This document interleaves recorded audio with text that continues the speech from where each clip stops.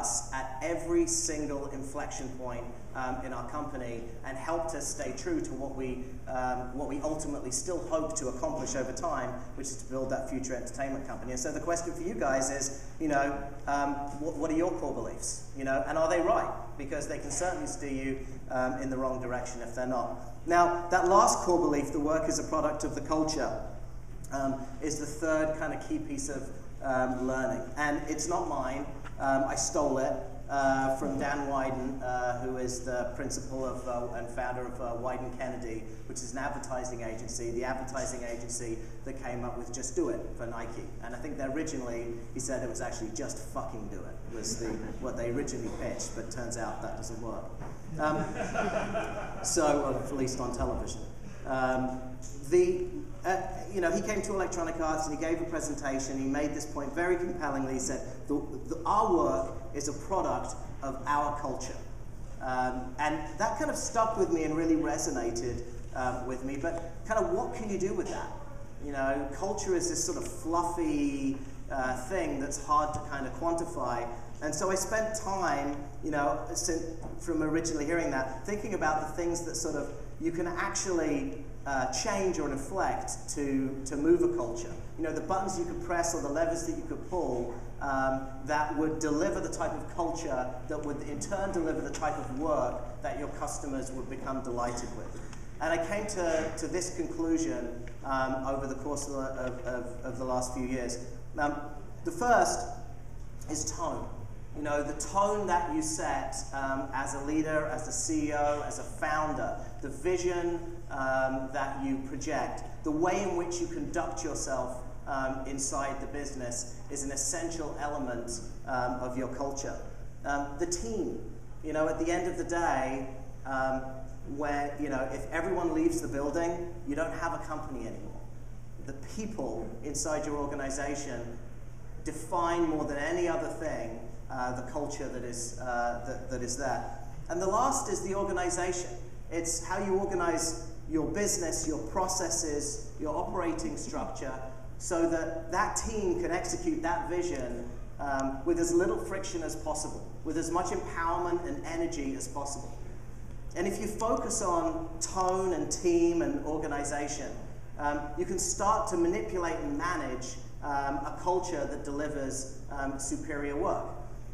This idea is sort of at the heart of pretty much any change that we have tried to make inside ngmoco, and we're not awesome at it. We fuck it up all the time. We don't have the world's best culture, but we do spend time thinking about it and trying to optimize for a culture that produces the right work. 4, raising money. This is more of an observation than anything else. I'm not an expert at raising money. We raised about $41 million over 3.5 rounds over the course of about 18 months, I think, maybe 2 years. We did raises with a 14 million, a 40, a 90, and 170 million post before selling the company. And here's what I observed.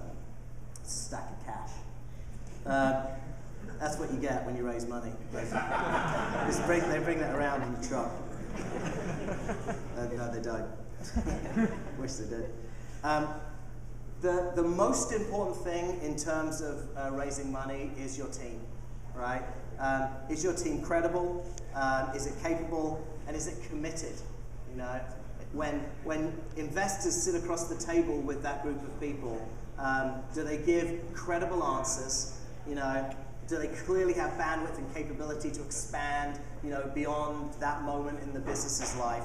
And are they absolutely 100% committed to this mission? The second thing I observed was timing. Is there a clear opportunity that everyone, especially investors, can see?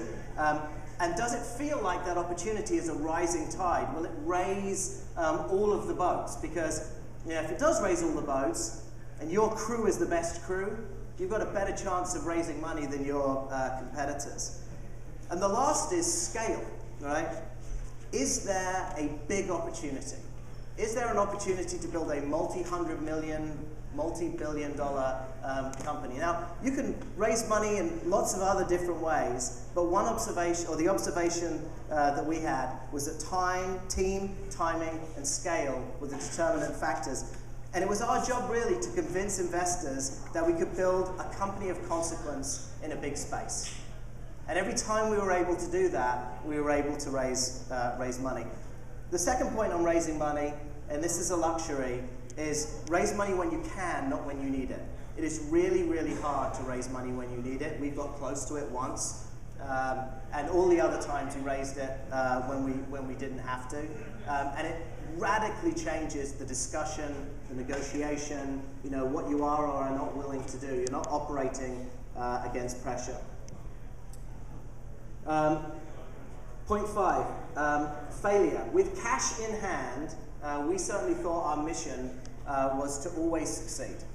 And the reality is failing is inevitable. And if you don't fail, you're not taking risks that are really worthy of a startup, right? Your job is to fail really quickly, to, as fast as possible, find the great, right, perfect, scalable, awesome business model.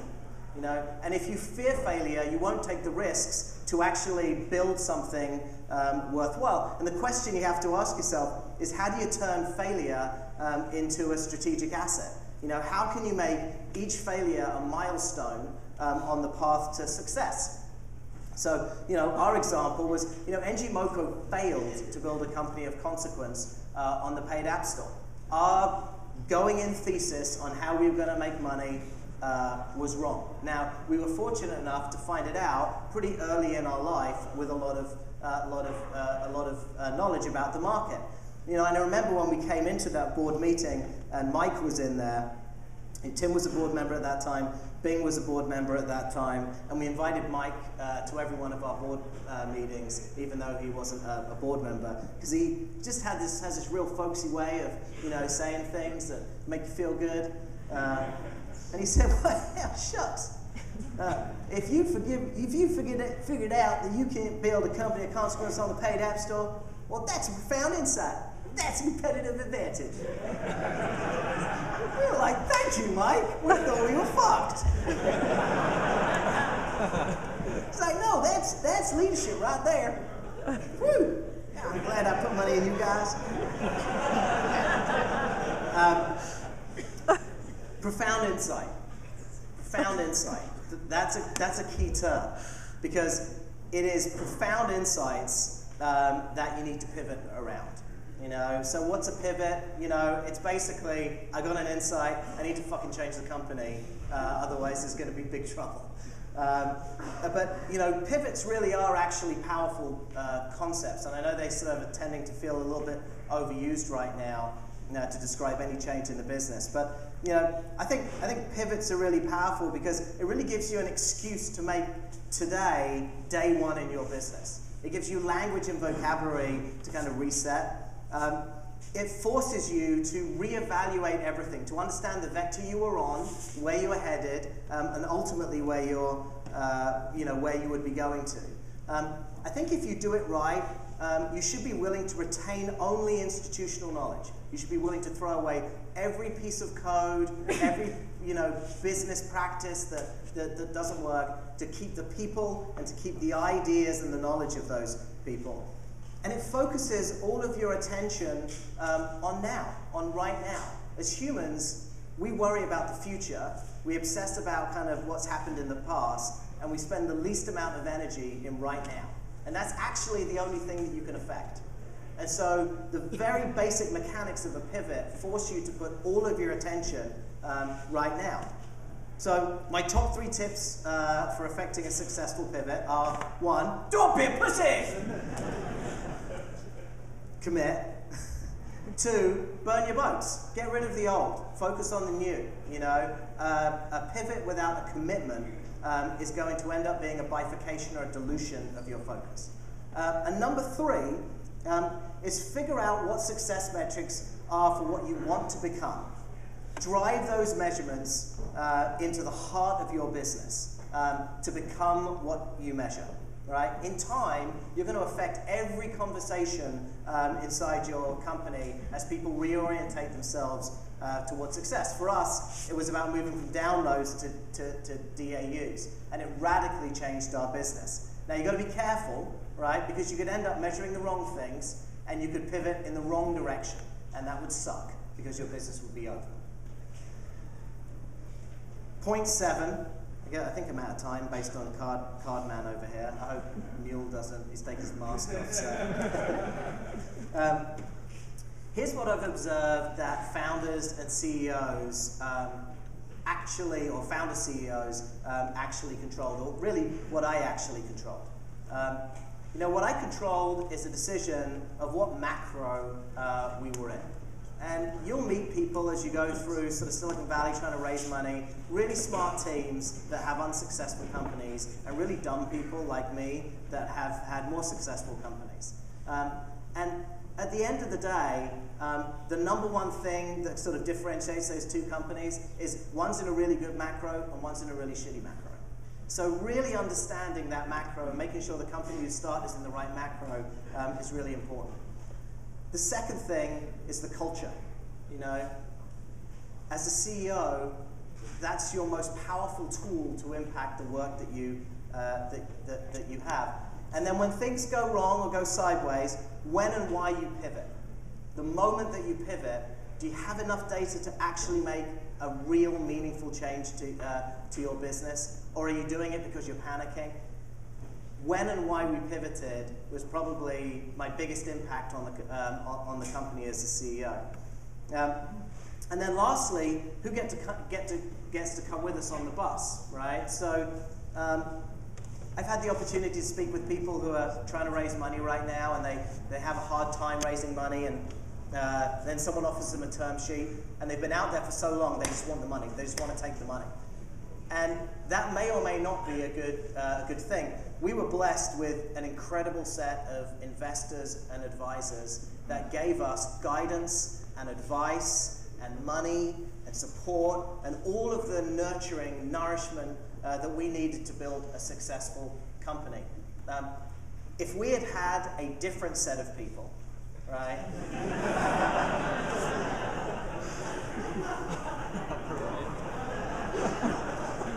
I think the outcome could have been much worse. So those are the 7 things, that I feel like, I've learned and I sort of wanted to or observed and I wanted to share with you. The future for us is sort of another pivot. People sort of say, you sold your company, that must be awesome. We sold our company because it was the fastest and best way to pivot. The company that acquired us is a company called DNA. They run a service called Mobage Town in Japan.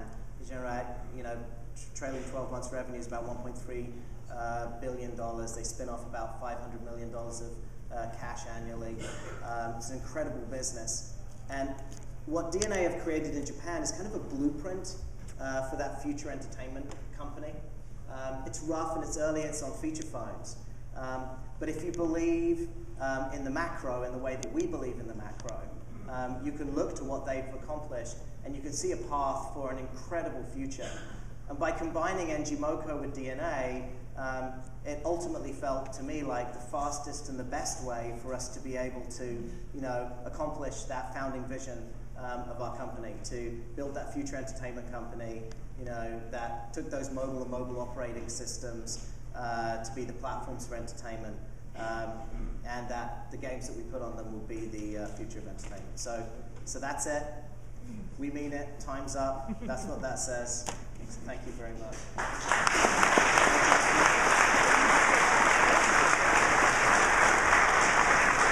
So I think we have time for one really awesome question.